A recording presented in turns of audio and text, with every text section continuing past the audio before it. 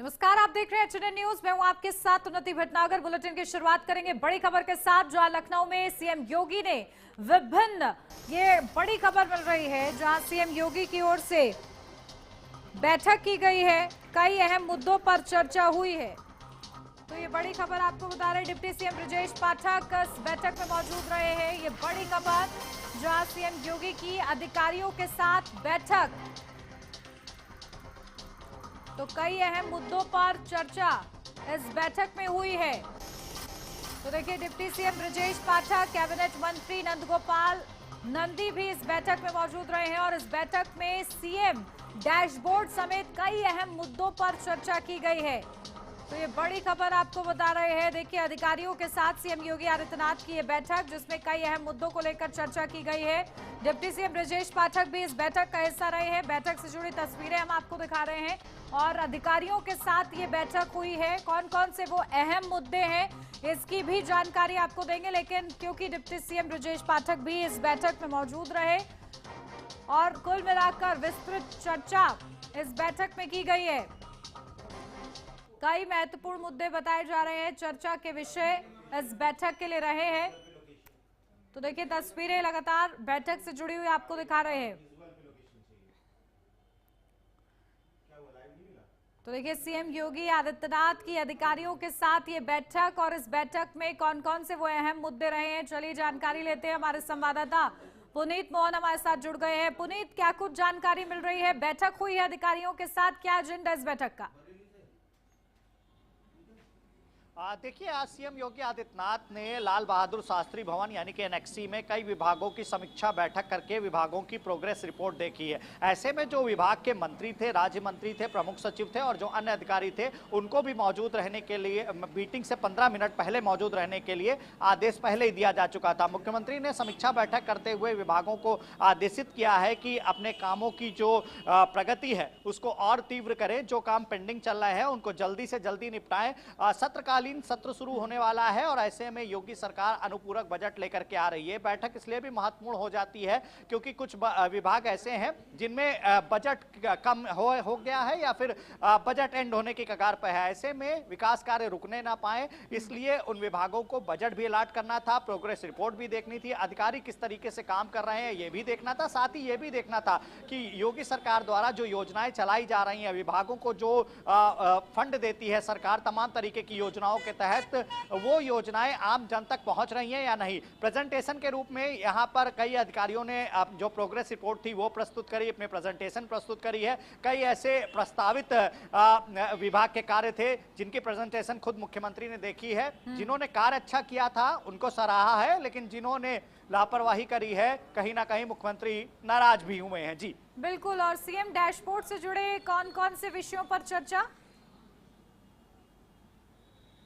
देखिए, आज जो मूलतः बैठक थी वो नगर विकास की, सिंचाई विभाग की, ऊर्जा की, ग्राम विकास की और इसके साथ खाद्य एवं रसद विभाग यानी कि कई विभागों की बैठक थी, जिसमें प्रोग्रेस रिपोर्ट देखना मुख्य रीजन था। मुख्यमंत्री विभागों की प्रोग्रेस रिपोर्ट स्वयं देखना चाहते थे और सबसे बड़ी बात है कि उन्होंने एक ही छत के नीचे प्रमुख सचिव को भी बुला रखा था और उस विभाग के मंत्री और राज्य मंत्री को भी प्रस्तुत होने का आदेश पहले ही पारित किया गया था, ताकि अगर कोई मिसकम्युनिकेशन हो या जो योजनाएं सरकार की चल रही है, जो फंड विभाग को मिल रहा है उसका सही से सदुपयोग नहीं हो रहा, उसमें कोई एक्सक्यूज हो तो वहीं का वहीं रिजॉल्व किया जा सके। ऐसे में जब विभाग के सारे मंत्री और अधिकारी मौजूद थे तो अधिकारियों ने जो समीक्षा रिपोर्ट प्रस्तुत करी, मुख्यमंत्री ने उसे देखते हुए कामों की जो प्रगति है उसको तेज करने को कहा। मुख्यमंत्री का साफ तौर पर कहना था कि सरकार ने विभागों को जो फंड दिया है, जो जानकारी योजनाएं चल रही हैं वो जनता तक जल्द से जल्द पहुंचाई जाए। जैसा कि मैंने आपको बताया कि कई ऐसे प्रमुख सचिव थे जिन्होंने अच्छे काम किए हैं, समय पर कामों को निपटवाया है,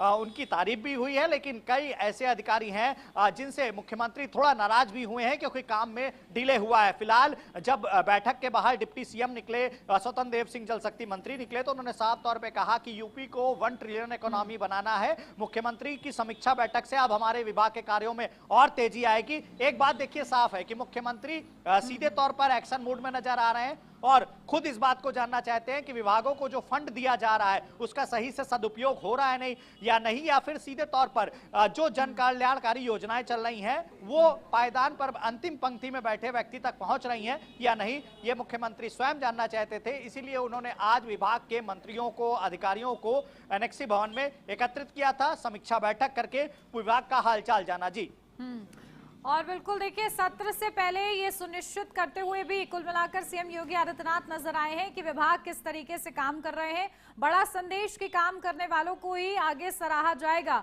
और ये पहले दिन से ही सीएम योगी आदित्यनाथ सुनिश्चित करते रहे हैं।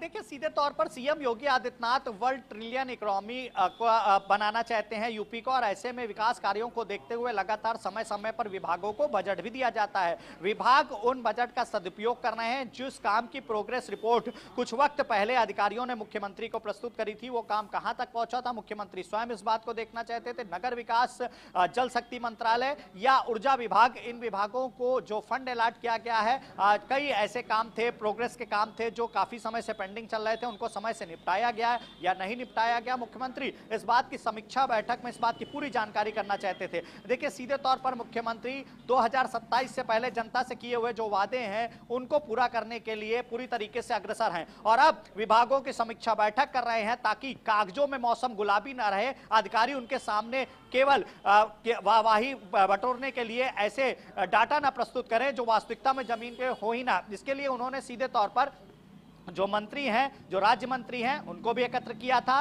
विभाग के अन्य अधिकारियों को भी एक ही छत के नीचे बुलाया था ताकि जो काम हुआ है उसकी समीक्षा बैठक में सच्चाई सामने आ सके। और जैसा कि मैंने आपको बताया कि कई ऐसे विभाग के अधिकारी हैं जिन्होंने काम को तय समय सीमा के अंतर्गत समाप्त किया था, मुख्यमंत्री ने उनके कार्यों को सराहा है, और कई ऐसे अधिकारी हैं जिनके काम में थोड़ी बहुत लेट लतीफी थी, मुख्यमंत्री नाराज भी हुए हैं। इस बैठक के जरिए जिस तरीके से सीएम योगी आदित्यनाथ ने अपना संदेश साफ किया है, वो किस तरीके से विभाग के जो अधिकारी हैं वो समझते हैं, देखना होगा। बहुत शुक्रिया आपका पुनीत तमाम जानकारी के लिए।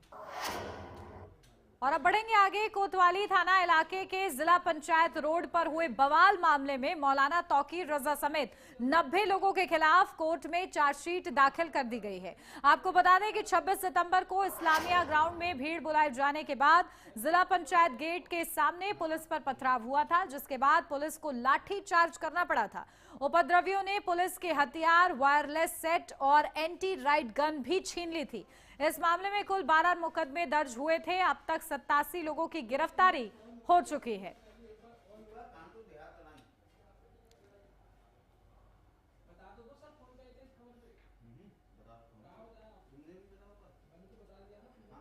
छब्बीस सितंबर 2025 में जो बरेली शहर में प्रकरण हुआ था उसमें कुल मिलाकर 12 मुकदमे पंजीकृत किए गए थे।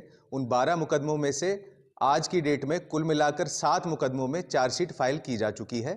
इन 7 मुकदमों में जो टोटल अभियुक्तों की संख्या है जिनके विरुद्ध चार्जशीट फाइल की गई है उनकी संख्या लगभग 90 है, और इन अभियुक्तों में से मौलाना तौकीर रजा हैं और प्लस इनके साथ साथ जितने अहम उनके साथ में जो लोग थे, जितने उपद्रवी थे, अभियुक्त थे, उनके मेन जो साथी थे, उनके खिलाफ भी चार्जशीट फाइल की जा चुकी है।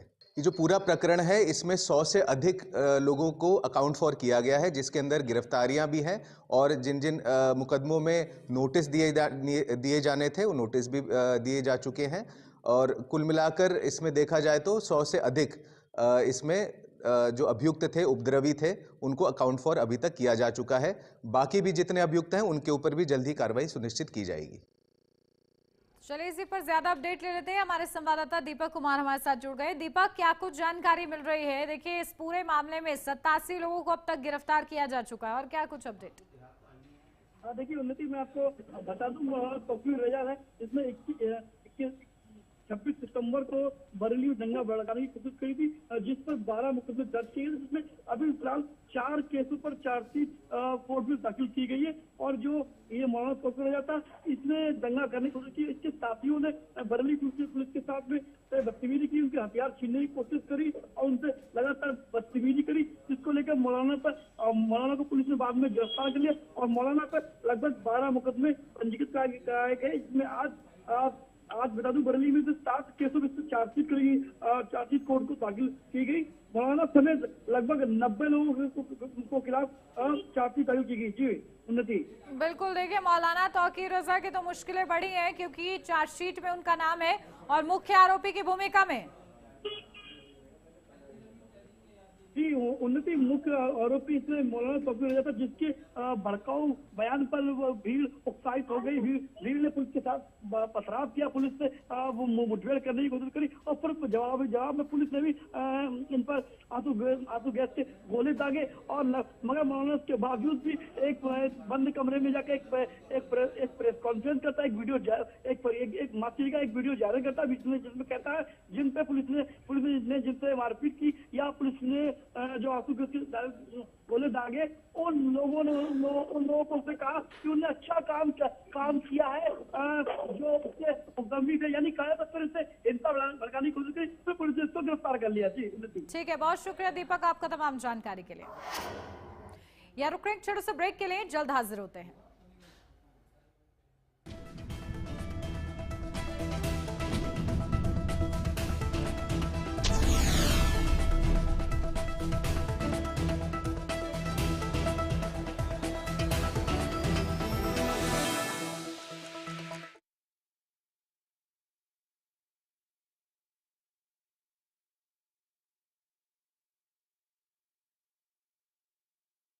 पेट दबा, रोग दबा, सबको पता, फिर तुझको नहीं क्यों है पता? पेट दबा, रोग दबा, एक ही जगह। मुल्तानी घोका कॉफ सिरप, इसके तुलसी जैसे गुणकारी तत्व तुरंत असर दिखाएं और खांसी को कहें गुड बाय। मुल्तानी घोका कॉफ सिरप। क्या आप जिम जाते हैं, कसरत करते हैं, फिर भी आपकी सेहत नहीं बनती? काजू बादाम किशमिश मेवे प्रोटीन के डिब्बे खाते हैं फिर भी कुछ असर नहीं होता? तो इसका मतलब है आपका पाचन तंत्र खराब है। और जब तक के पाचन तंत्र दुरुस्त नहीं होगा, आप जितना मर्जी अच्छे से अच्छा खा लो, आपकी सेहत नहीं बन सकती। इसलिए हमारी संस्था सन्यासी आयुर्वेदा ने एक ऐसी दवा का निर्माण किया है जो कि आपके लिवर, आपके पाचन तंत्र को दुरुस्त करने का काम करती है, ताकि आप जो भी खाएं उसका पूरे का पूरा निचोड़ आपके शरीर को लगे, आपकी भूख बढ़े, खाया पिया सही से लगे, नया खून बने, हड्डियों में जान आए, वजन बढ़े और आप मोटे तगड़े खूबसूरत पर्सनैलिटी के मालिक बन जाएं। सिर्फ 655 रुपए की पूरे 1 महीने की दवा होती है और आप इसे घर बैठे 011-45454545 पर फोन करके दवा मंगवा सकते हैं। जब हर तरफ खबरों का शोर हो, जब सच और अफवाह में फर्क ना हो, तब एक चैनल उठता है सवालों की रोशनी लेकर, आपके हित की आवाज बनकर। HNN न्यूज, जुनून सच दिखाने का।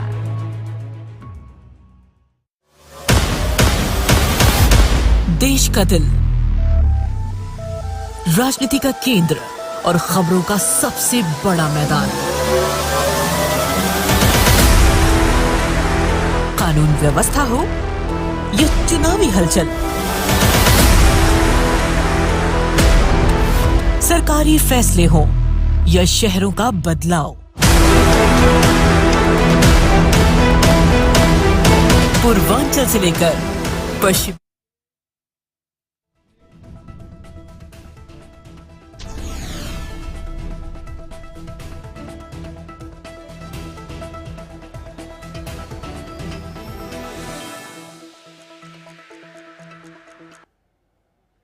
ब्रेक के बाद स्वागत है आपका। बढ़ते हैं आगे। कानपुर के इंस्टीट्यूट ऑफ टेक्नोलॉजी में देर शाम सर्वर रूम में आग लग गई। आग लगने से कैंपस में अफरा तफरी का माहौल देखा गया। देखते ही देखते आग ने भीषण रूप ले लिया। सूचना मिलने पर मौके पर पहुंची दमकल टीम ने कड़ी मशक्कत के बाद आग पर काबू पाया। आपको बता दें कि इस घटना में किसी तरह की जनहानि नहीं हुई है।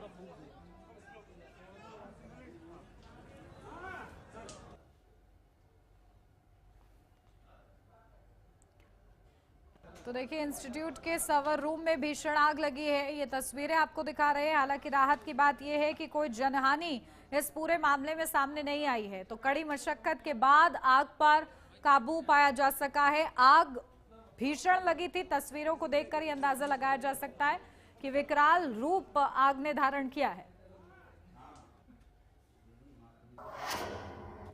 सोनभद्र में कार और पिकअप वैन के बीच टक्कर हो गई, जहां हादसे में एक व्यक्ति की मौके पर ही मौत हो गई।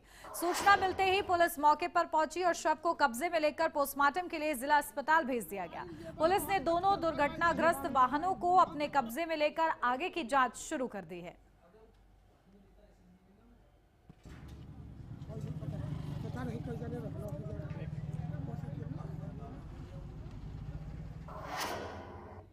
लखनऊ पुलिस का अवैध नशा तस्करों के खिलाफ अभियान जारी है और इस अभियान के तहत एंटी नारकोटिक्स टीम ने बड़ी कार्रवाई करते हुए 39 किलो गांजे के साथ एक तस्कर को गिरफ्तार किया है।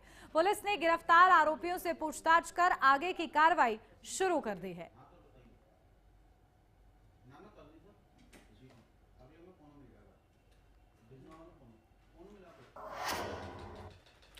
बिजनौर में अचानक पटाखा फैक्ट्री में ब्लास्ट हो गया, जहां ब्लास्ट होने से एक मजदूर की गर्दन उड़ गई और एक मजदूर की मौके पर ही मौत हो गई, जबकि 6 से ज्यादा लोग घायल हो गए।